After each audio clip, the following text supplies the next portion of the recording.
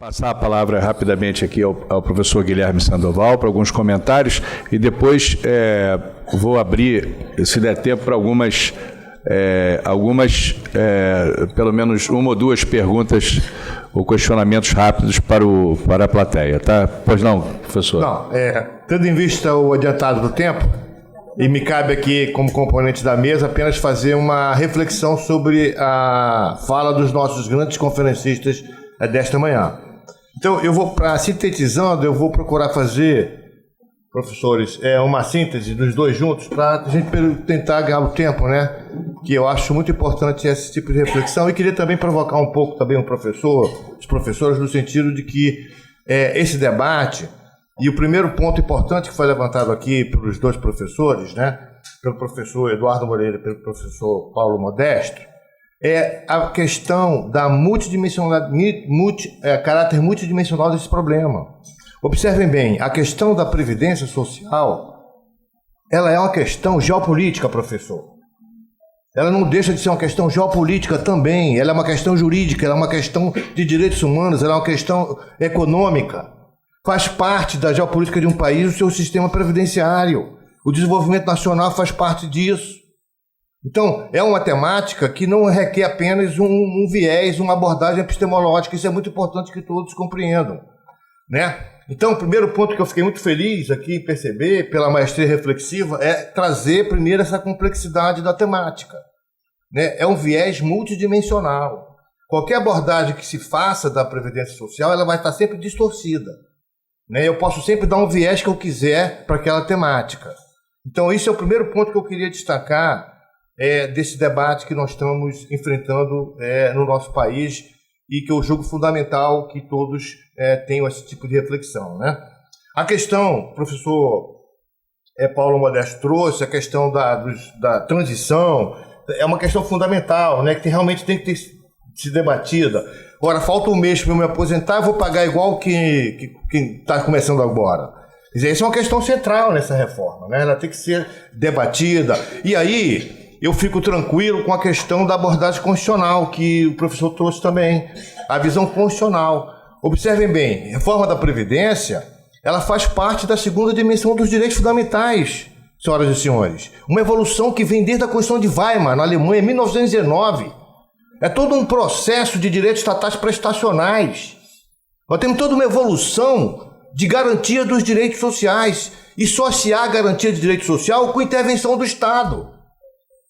O Estado precisa intervir para dar a garantia de direito social. Não é a dimensão liberal da primeira dimensão. Na primeira dimensão, a minha saúde, né? O saneamento básico, a saúde do idoso, a proteção do idoso, a proteção da criança, precisa da intervenção do Estado. Diferente da minha propriedade, da minha liberdade de ir e vir. São direitos fundamentais de primeira dimensão, que basta o Estado não fazer nada. O Estado não fazendo nada, ele garante a eficácia social da sua liberdade, da sua propriedade, da sua liberdade de se expressar. Basta que ele faça nada.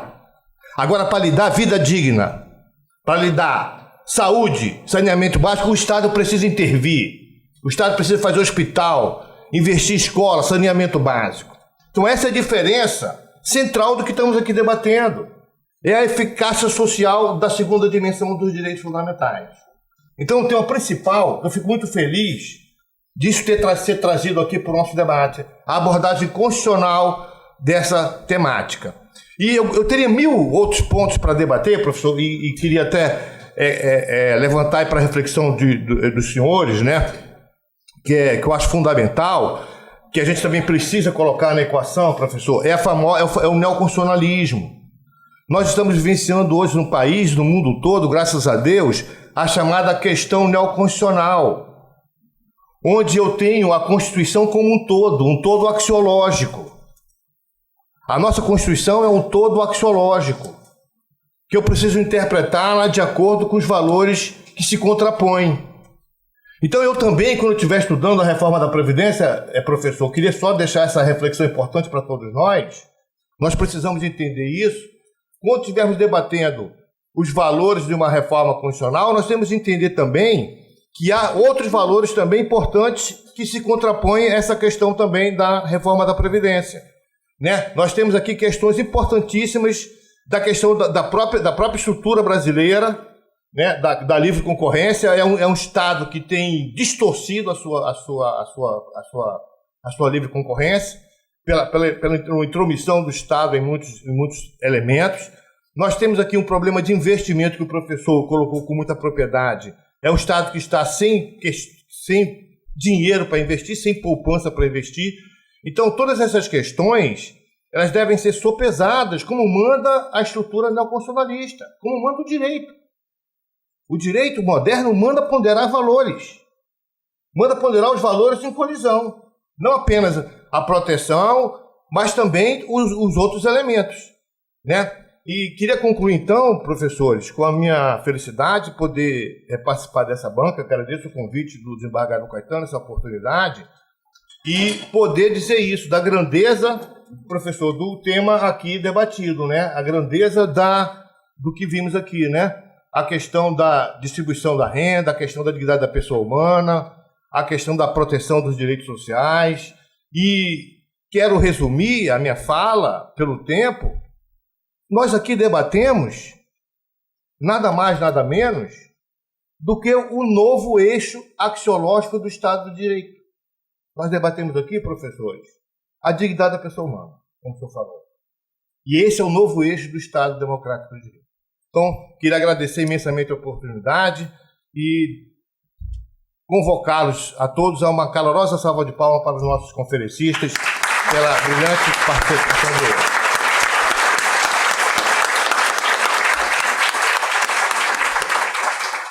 Muito bem, eu vou abrir pelo adiantado da hora para duas perguntas e desde já gostaria de ressaltar como atual presidente do Fórum de Direitos Humanos que poucas vezes desde que venho participando da Emerge e também desde da oportunidade que tive de dirigir a escola no biênio 2015-2016, vi o enfrentamento de uma discussão tão atual, né? Porque quando tentamos agendar, como eu disse, ambas as agendas dos professores são muito concorridas e muito complicadas. Eu temi, no momento, por nosso evento de acontecer após a votação, mas para nossa felicidade e a felicidade de uma maneira geral de todos, ele ocorre exatamente na hora certa, no momento certo. Então, é uma coincidência fabulosa, né? A atualidade desses debates de hoje em relação ao momento da votação dessa PEC. De forma que eu fico muito feliz com isso e desde já agradeço imensamente a presença de ambos os professores, excepcionais palestras, cada uma com seu viés profissional acentuado, de forma que fica aqui meu agradecimento em nome do diretor-geral, que está fora do Rio de Janeiro, está viajando e por isso não compareceu. E aqui recebo um comunicado do desembargador Ricardo Couto, que confundiu, ele pensou que a palestra fosse no dia 29, que está consternado. Com certeza, eu conheço bem o desembargador Ricardo e são sinceras as desculpas que pede aos dois palestrantes por sua ausência. Mas fomos aqui, o desembargador o doutor Guilherme Sandoval, professor, ocupou muito bem aqui o espaço de debatedor com as suas colocações. Quem gostaria de fazer pergunta? Senhora? Então, pois não. Vamos lá. Meu nome é Cláudia Ribeiro, represento aqui a Sociedade Civil e o Projeto de Justiça Cidadã. Ótimo. Dirijo a minha pergunta ao doutor Eduardo Moreira. Quando o senhor falou da parceria, né, de apoiar esse momento de investimento, quando o Estado está sem poder de investir, a iniciativa privada, o senhor considera que esse receio da iniciativa privada de realmente investir seria pelo risco do retorno ou realmente é uma manipulação para tentar obter mais vantagem? Bem, vamos lá. Primeiro, alguns pontos importantes que eu acabei não falando, mas que tem a ver um pouco com isso. E eu vou responder especificamente a sua pergunta. Quando a gente olha o momento frágil que a gente está vivendo no Brasil, sem capacidade do Estado de investir em hospitais, escolas, etc., com desemprego enorme, com o número de assassinatos crescendo, etc., a gente vê que a gente está vivendo um momento de crise econômica e de crise social. Curiosamente, nos países mais desenvolvidos do mundo, os sistemas de seguridade social eles foram implementados nos momentos de crise econômica e crise social. Nos Estados Unidos, o Social Security começa no começo da década de 30. Por quê? Coincidência? Ou será que foi exatamente depois da crise de 29? Foi para o quê? Para estimular o consumo das pessoas e dar uma rede de proteção para elas. Na Inglaterra, o Social Security começa depois da Segunda Guerra Mundial. Por quê? O país viveu uma crise enorme. No Brasil, você começa a ter isso na Constituição, apesar de ter os institutos de aposentadoria e pensão que vem com a lei Eloá, se não me engano, no meio da década de 20, isso é constitucionalizado na década de 30, na Constituição de 30. Por quê? Porque com a crise de 1929, 75% das exportações do Brasil, que eram café, você teve uma queda de 90% do preço do café, e o Brasil entrou numa crise enorme. Então, assim, é importante a gente ver que a gente está fazendo o contrário do que o mundo sempre fez. Eu repito essa frase, tecido social frágil, proteção social forte.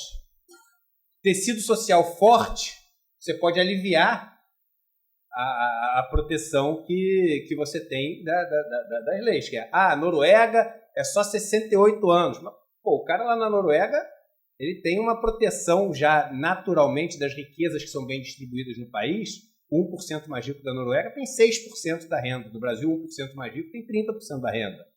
Então, esse é um primeiro ponto muito importante. O segundo ponto é o seguinte. Eu realmente acredito, tá, que isso que a gente vive de estrangular a capacidade de investimento do Estado, seja legalmente com emendas como a 95, seja operacionalmente com esse endividamento do Estado e a manutenção de uma taxa de juros tão alta, muitas vezes sem nenhum tipo de explicação, a única, remetendo a um passado hiperinflacionário e esse medo eterno de que se a gente cair mais a taxa de juros e praticar o que se pratica no mundo inteiro, a gente vai voltar para a hiperinflação, quando, na verdade, ao fazer isso, a gente só cada vez estrangula mais o Estado, porque o Brasil a dívida que a gente pegou é uma grande dívida de Casas Bahia. Casas Bahia, você compra uma televisão de R$1.000, paga 10 mil, vai lá ver quanto você está devendo 100. A dívida brasileira é assim, e com esses juros que a gente tem, ela não para de crescer. E o que eu acho é que a iniciativa, e eu tenho elementos, há 20 anos eu trabalho no mercado financeiro lidando com as pessoas mais ricas, influentes e poderosas economicamente desse país. Pessoalmente, conversando com elas, me reunindo com elas, etc. É claro que essas pessoas vêm numa falência ou incapacidade de investir no Estado, uma capacidade de negociar por condições muito mais favoráveis para aumentar o seu lucro. Vamos ter uma coisa na cabeça, gente. É forte a frase, mas é o seguinte: o único objetivo do empresário é lucrar. O único. O resto é assim, balela, história, papo. É forte isso que eu estou falando? E talvez, não, tem um amigo meu que tem uma empresa que é tudo tem. As exceções tem, mas eu estou falando de um modo geral, a gente tem que ter isso na cabeça. E por que a gente tem que ter isso na cabeça? Porque é a maximização deste lucro que vai fazer com que as decisões sejam tomadas por esse grupo de pessoas. Eu, Eduardo, eu acho que eu sou uma pessoa que tem assim, um viés muito mais progressista, tem uma jornada de vida muito mais de descobrir uma maneira de diminuir a desigualdade, etc. Se ninguém me controlar, eu vendo cursos na internet, etc. Eu vou ver, eu estou querendo ver como é que eu consigo lucrar mais nesse curso, qual o maior preço que eu posso cobrar para a pessoa entrar, quanto é que a gente lucrou esse mês. Eu tenho que ser controlado. O Estado tem que botar um freio em mim, ainda mais num país tão desigual, onde eu concorro em condições tão desiguais com outras pessoas que podem querer concorrer comigo. Qual a frase que a gente ouviu semana passada do Soros? Está na hora do Estado começar a taxar mais a gente, porque assim não dá. Qual a frase que a gente ouviu mês passado do Warren Buffett? Rico não paga imposto nenhum nos Estados Unidos, assim a conta não fecha. E isso tem que vir do Estado. Tem que vir do Estado. O Estado que tem que pôr esse freio na gente. Nós, como sociedade, experimentamos um território com free competition, free trade. Pode operar à vontade, competição total, o vencedor se beneficia e todo mundo vai estar melhor com isso. Você pode começar numa garagem ou pode começar na cobertura de um prédio ali da Vieira Soto, que todo mundo está na mesma regra de competição. Qual o nome desse território? Internet. A internet é isso. Criaram um sistema onde todo mundo podia competir de igual para igual. No que a internet se transformou? Num território de monopólios. Você só tem monopólio na internet. O Facebook é um monopólio, o LinkedIn é um monopólio, o Google é um monopólio, o Airbnb é um monopólio. Você só tem monopólio. E por quê? Por causa de uma relação econômica simples do capitalismo, que é o seguinte: se você tem uma empresa, desembargador, de construção, e eu tenho uma empresa de construção também, e a sua é uma empresa muito maior do que a minha, a sua é uma empresa que tem mais marca do que a minha, você conhece mais pessoas do que a minha, e a sua empresa ela lucra 10 milhões por ano, e a minha empresa lucra 1 milhão por ano. A minha empresa vai valer, por exemplo, 10 vezes o lucro dela. Então, a minha empresa lucra 1 milhão por ano, ela vai valer 10 milhões de reais. A sua lucra 10 milhões por ano, mas a sua empresa vai valer 200 milhões de reais. 20 vezes o lucro. Por quê? Suas condições de competição, de crescimento, etc., são muito maiores do que as minhas. Qual a solução que o capitalismo rapidamente faz? Você compra a minha empresa. Como? Trocando ação.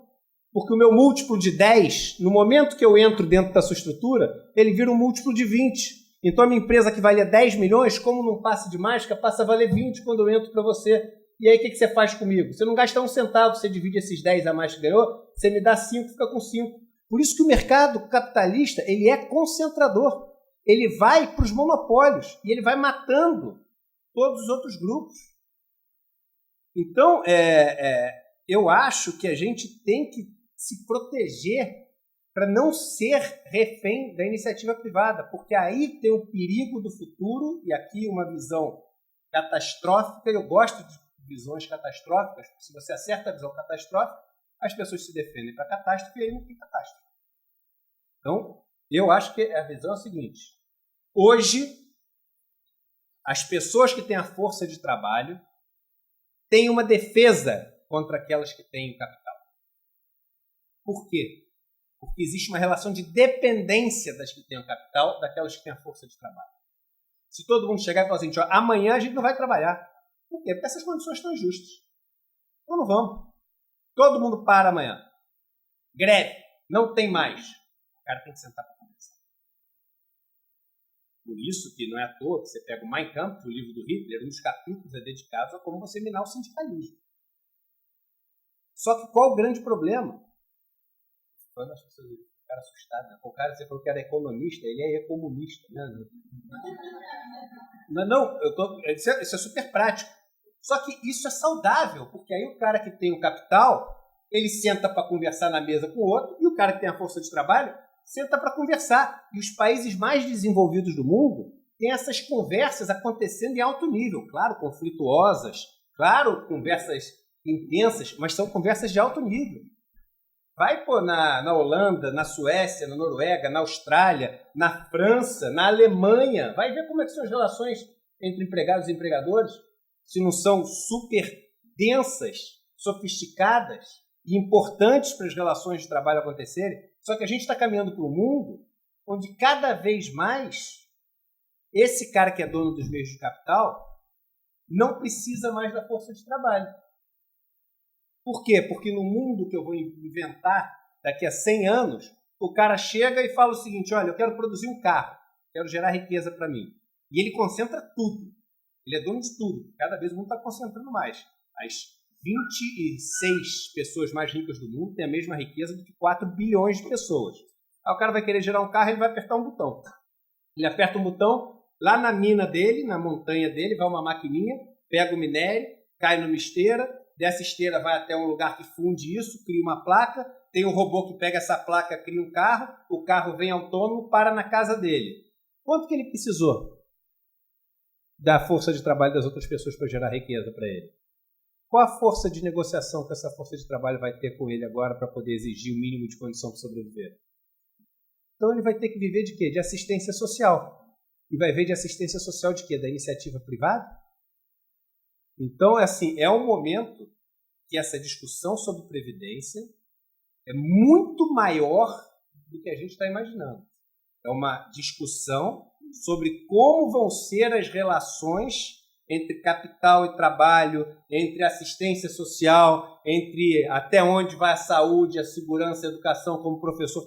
É muita coisa, porque de hoje até 2060, que é onde termina o gráfico do governo, é um outro mundo. E não é, na minha opinião, uma discussão para passar em uma semana, toque de caixa, dando vantagens para quem é do centrão votar a favor do governo. Entendeu?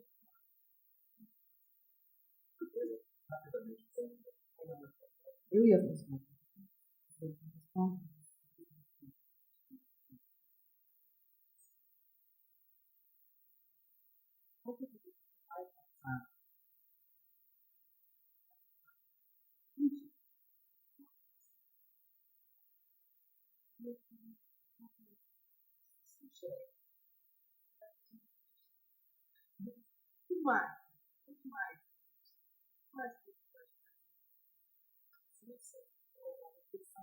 Tipo, votar certo da próxima vez? Não, desculpa. Mais ou menos. Perdão. Mais ou menos. Eu prometo não falar de política em palestra, mas às vezes eu não aguento, me desculpa. É mais forte que eu. Foi no finalzinho, eu aguentei até agora. Até meio-dia e 45 eu aguentei. Eu só gostaria de deixar claro o seguinte: aqui a liberdade acadêmica, tá? Total. Nós não temos problema nenhum com a questão da política. Não. A única restrição da escola da magistratura é com relação à questão partidária, mas não quanto à questão política. Aqui é total liberdade acadêmica. Pode dizer a sua opinião com a maior tranquilidade. Então, sobre a pergunta, é um prognóstico para o futuro. Eu gostaria de ouvir os dois professores, com relação a esse prognóstico, na possibilidade concreta, né, de passar a reforma como foi proposta pelo relator.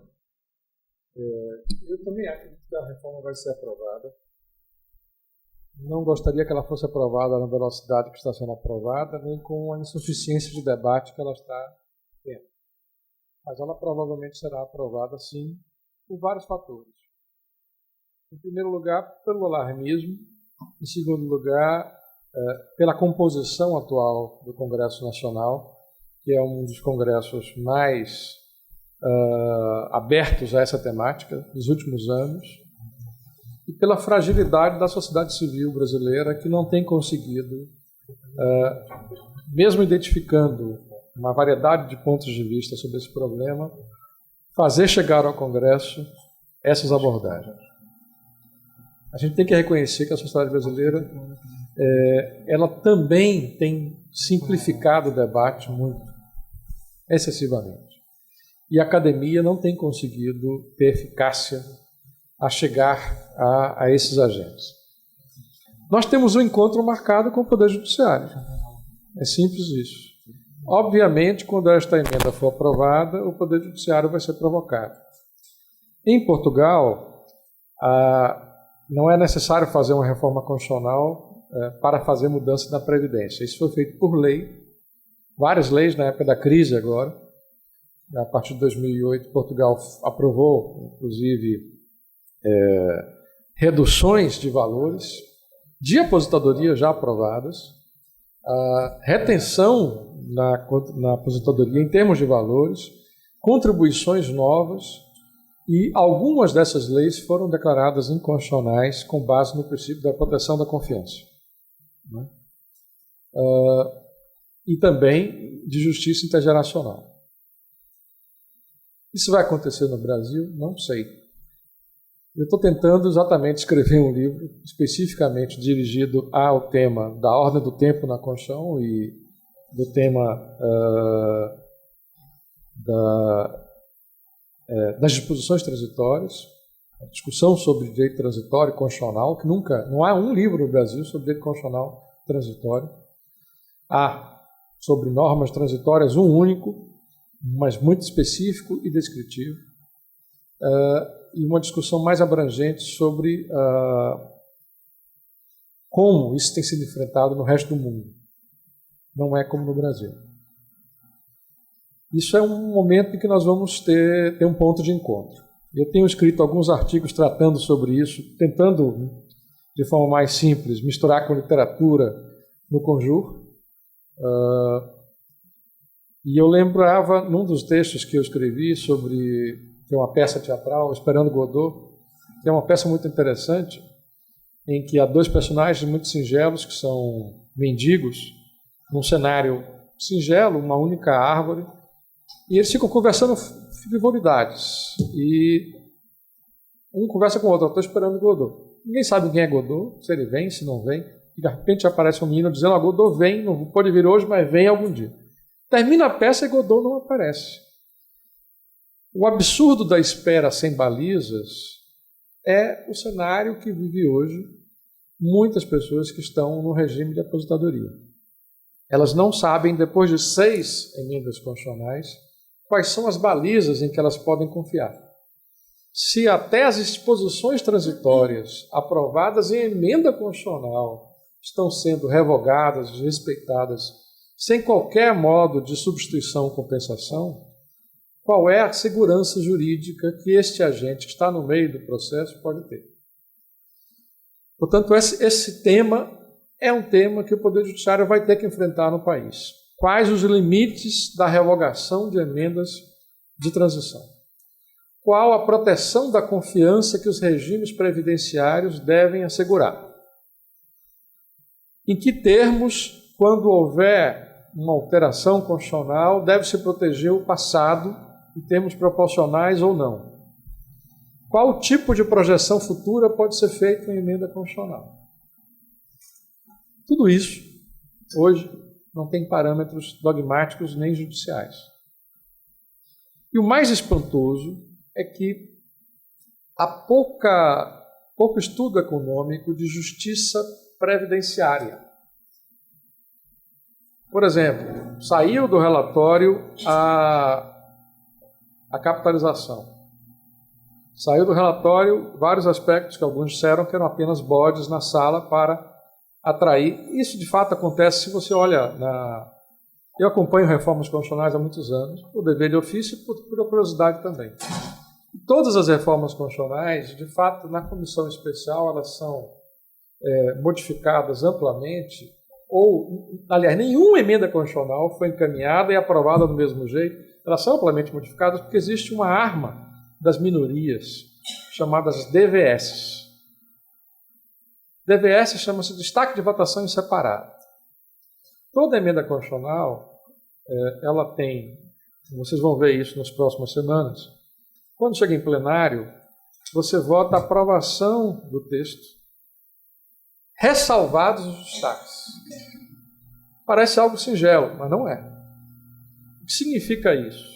Significa que você precisa colocar 3/5 do Congresso, da Câmara no início, depois no Senado a mesma coisa vai acontecer.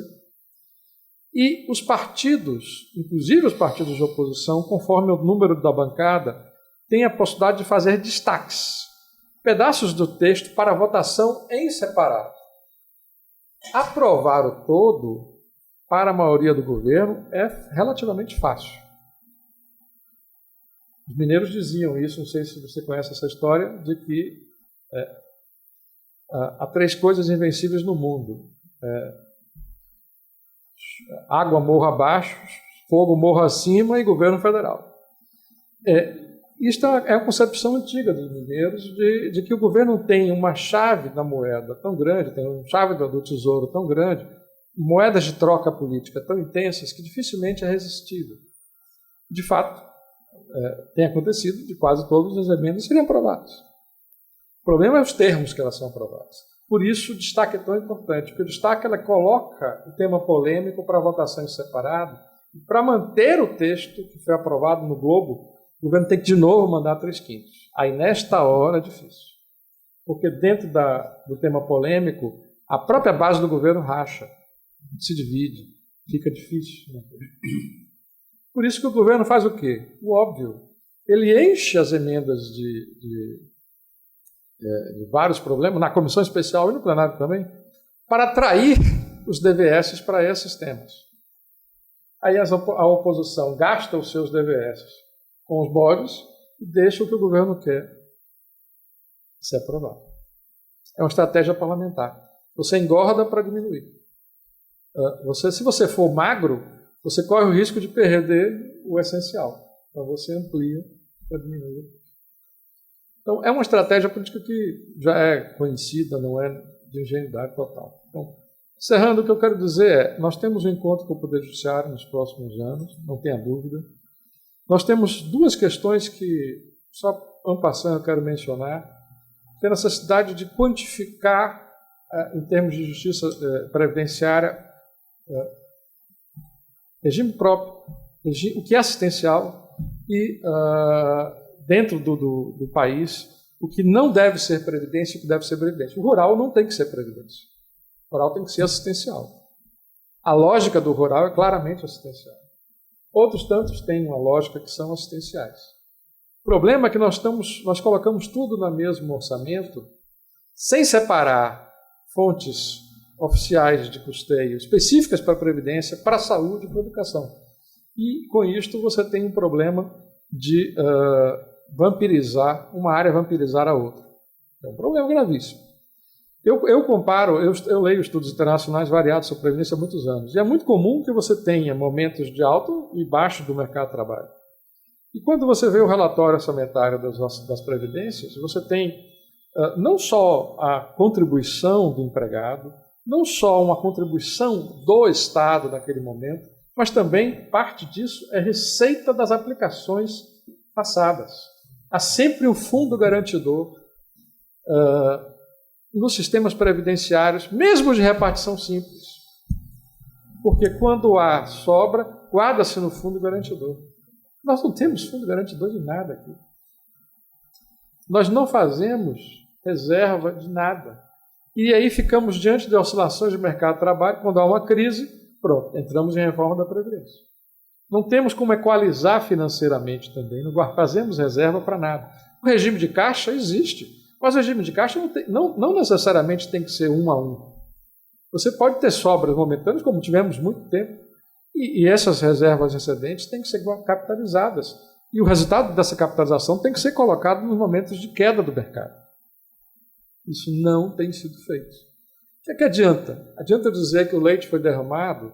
Adianta dizer que foi gasto, que se o país tivesse crescido, nós estaríamos em situação excelente? Não adianta. Não adianta. Mas nós precisamos, pelo menos, de um pouco mais de verdade para evitar a demonização. Por exemplo, como eu mencionei aqui para Caetano. Eu sou contra o governo não ter contabilizado a capitalização que fez no setor público, por exemplo. Nós fizemos o FUNPRESP, nós criamos e estimulamos a previdência complementar em todos os estados e uma massa de servidores que ingressou no poder público nos últimos anos deixou de contribuir sobre a totalidade da remuneração. Essa totalidade da remuneração deixou de incidir sobre ela a contribuição e, portanto, houve uma perda de arrecadação para o regime próprio. Como não é possível, como é que o governo deixa fora de um fundo em que ele aporte esse valor e a rentabilidade desse fundo seja invocável no momento de crise, como é que ele deixa isso fora da conta? eu simplesmente produzo crise, eu produzo uma redução da receita de arrecadação do regime próprio e digo, olha, agora estamos em crise. Sim, e vamos estar ainda mais, cada vez mais, porque cada vez mais servidores estão entrando em regime em que a contribuição diminuiu. E aquele que ia ser financiado pela nova geração deixa de ser financiado com a integralidade da contribuição, como ele financiou a geração passada. Isto não é possível de não ter um responsável. Alguém tem que responder por essa diferença de contribuição. E não é de uma pessoa, são de milhares e milhares e milhares e milhares de contribuições que deixaram de ser arrecadadas. Portanto, é preciso ter um pouco de verdade previdenciária. Eu sou contra, especialmente com cheques em branco, é preciso que se pensar no futuro se vai ou não ser feita algum dia a capitalização e para que público, e com que pilar solidário, quer dizer, como uma grande percentagem da população brasileira recebe no regime geral salário mínimo, obviamente não é para essa população que vai ser feita a capitalização. Ela já tem uma reposição de 100%. Ela contribui sobre o salário mínimo, recebe o salário mínimo. Então é 100%, não tem redução. Agora, qual é o tamanho do pilar solidário? Onde vai caber capitalização? Como vai ser essa contribuição? Se isso for algum dia viável, você vai produzir no curto prazo e a médio prazo uma enorme redução de contribuição também para o regime geral. Então, não tem sentido, eu faço provoco uma capitalização generalizada, reduz a contribuição, digo, crise na Previdência novamente, vamos ter que novamente fazer outra reforma. Não é possível, não é possível.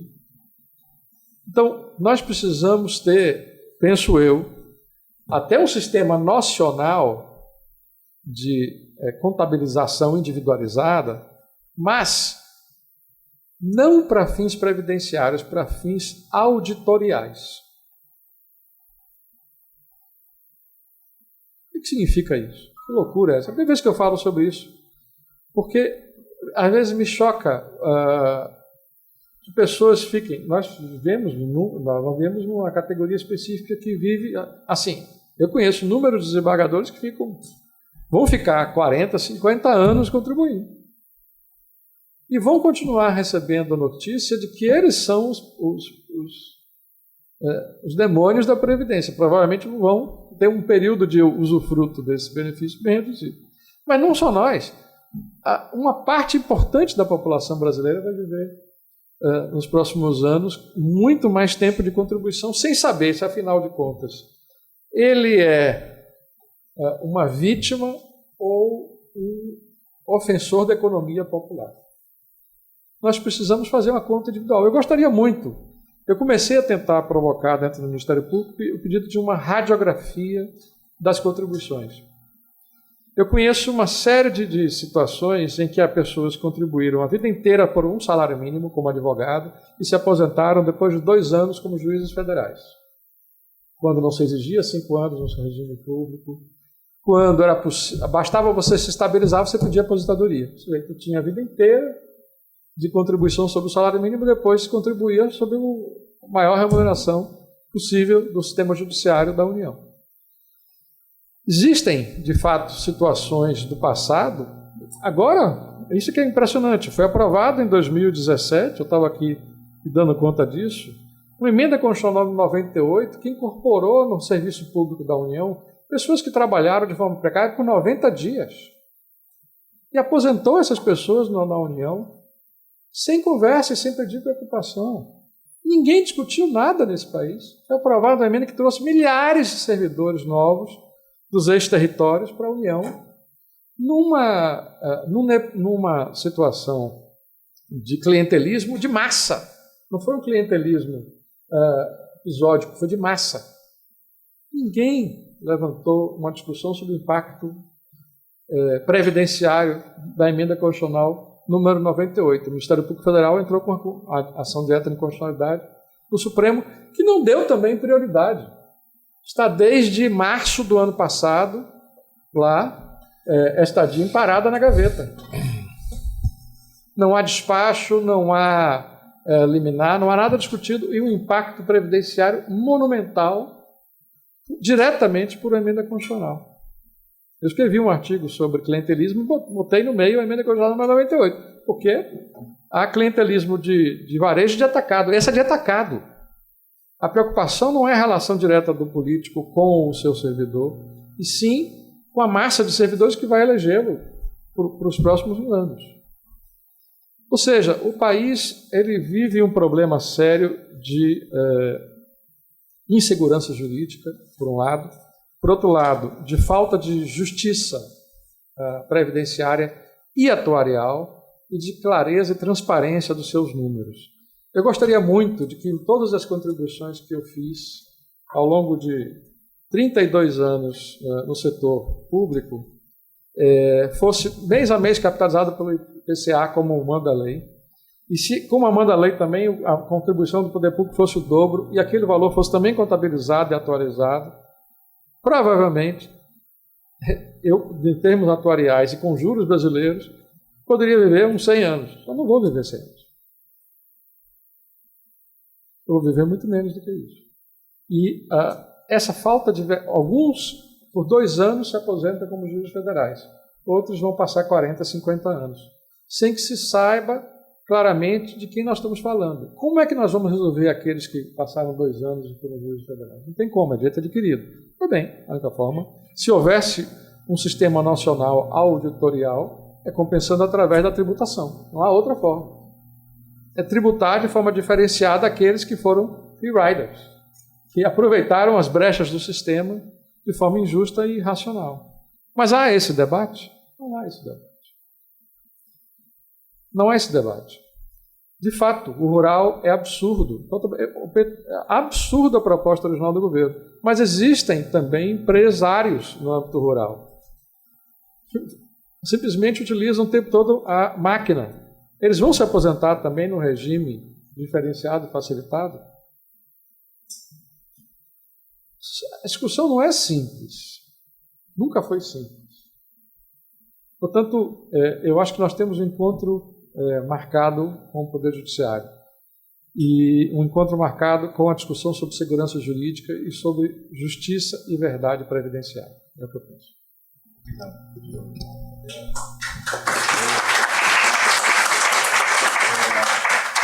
Nosso professor Eduardo Moreira tem um voo marcado para daqui a pouco. Gostaria de fazer um comentário final. Acho que só como comentário final, sim, eu acho que a gente está indo por um caminho muito preocupante, tenebroso, onde a gente deixou o país na mão de pessoas que acham que as contas do Excel vão resolver todos os problemas, né? Então, assim, eu compreendo os pontos todos levantados pelo professor, discordo de alguns, assim, eu sempre tento forçar a barra de que essa conta, do que quanto que a gente colocou aplicado lá na frente, quanto que vai ter, eu não gosto desse tipo eu entendo o que o professor está falando, mas novamente, nós somos o país mais desigual do mundo. A Previdência Social no Brasil, ela é o mínimo de rede de proteção. Pensa quando o cara está fazendo malabarismo lá no circo. É aquele mínimo que o cara tem lá embaixo para cair, não se estabanar lá no chão. Por isso, rede de proteção que a gente chama. Então, assim, o que eu sempre disse nessas reuniões que eu participei era o seguinte: tem o caso do juiz que se aposenta com 2 anos, tem o outro que pega os penduricalhos todos juntos e faz não sei o quê, tem o outro. Identificamos todos os privilégios? Beleza, vamos corrigir esses privilégios e para nos privilégios. É igual você chegar e falar assim: tem uma comunidade aqui onde tem uma pessoa que é uma assassina, está matando um monte de gente. Aí o cara chega e fala assim: vamos ter que matar esse cara. A gente não pode matar ninguém no Brasil. Eu sempre gosto de lembrar isso, né? Mas as pessoas gostam de dar esse exemplo, que não tem pena de morte no Brasil, apesar de alguns governadores acharem que a gente tem pena de morte.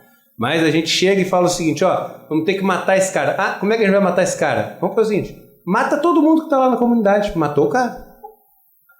E o que a gente está usando como esse discurso de privilégio é o seguinte, mata todo mundo que vai matar junto os privilegiados.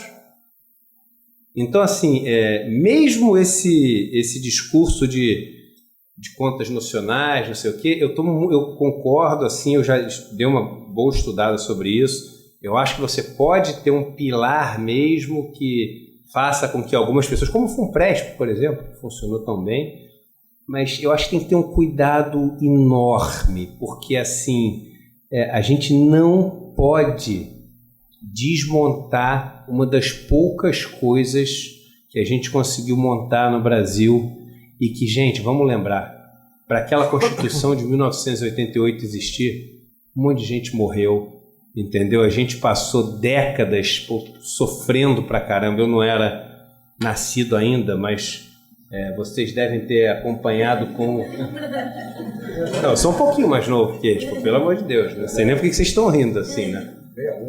Então, 61, eu sou de 76.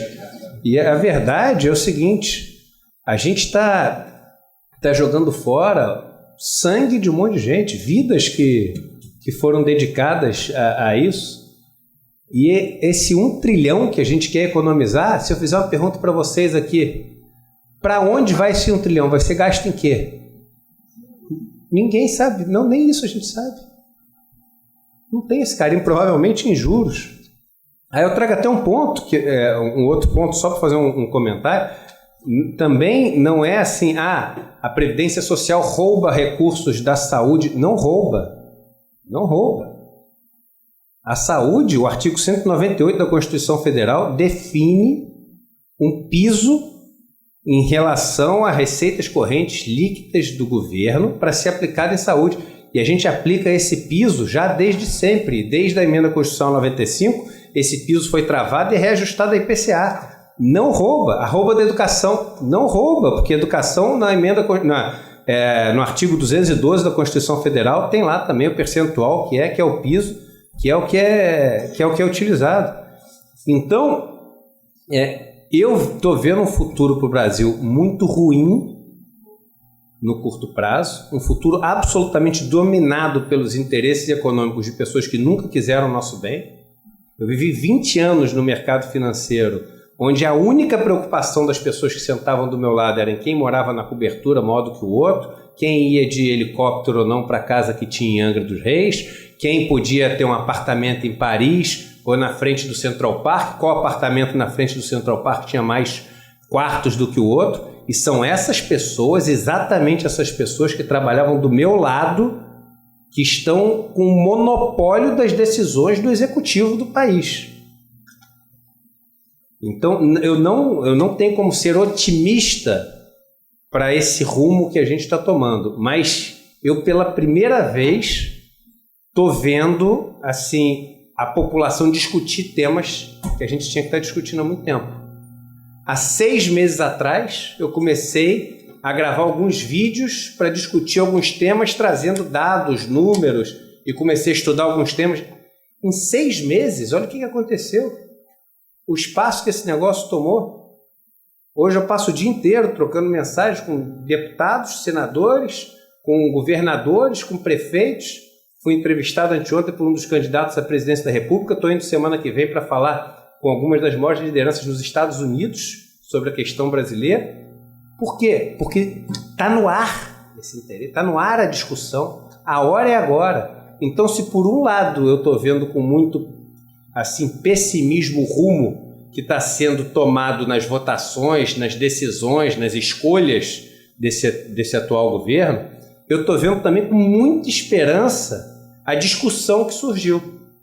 Eu acho que é um momento de emergência, e a palavra emergência vem de emergir, vem de sair de uma lama, de uma confusão, de um negócio para botar a cabeça para fora e, caramba, vivemos no país mais desigual do mundo. Quando eu mostro a capa esse é o livro novo que eu lancei, Desigualdade, e traz lá que o Brasil é o país mais desigual do mundo, um monte de gente olha e fala assim, é mesmo? Eu não sabia que a gente vivia no país mais desigual do mundo. Então a gente sempre foi o sapo na panela com a água aquecendo e que ia morrer. Eu acho que de repente as coisas do jeito que estão vindo vão mostrar pra gente que a água está fervendo a ponto da gente pular antes de morrer. Essa é a esperança que me resta no meio dessa confusão. Tá bom? Claro. Só ser claro. Vai aparecer, vai dar na voz. Aí não vai ver. Não, eu falo sem microfone mesmo, sem problema. Só comentando aqui para retificar, aqui desapareceu, não está aparecendo mais nada.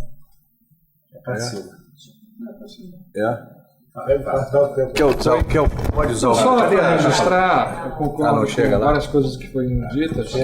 Apenas quero dizer que eu não considero que hoje está sendo canibalizado ainda os recursos de saúde e educação, mas que há uma tendência aplicada à emenda constitucional número 95 a que isso ocorra, e não sou eu que digo, todos os estudiosos de orçamento público estão chamando a atenção do risco, pelo menos, de que essa canibalização se dê. Eu me recordo que eu comecei a série de textos também há pouco tempo sobre literatura e previdência, e o primeiro texto não foi Esperando Godot, foi O Sétimo Selo, que é um filme de Ingmar Bergman, em que há um jogo entre a morte e um homem das cruzadas, um cavaleiro das cruzadas. O cavaleiro das cruzadas, quando recebe a convite da morte, ele já sabe que vai morrer, que ele propõe à morte um jogo de xadrez. A morte que ele já tinha essa notícia, e a morte diz, bom, tudo bem, eu sou inelutável. Nunca ninguém ganha de mim. Ele sabe disso, mas ele ganha tempo com isso.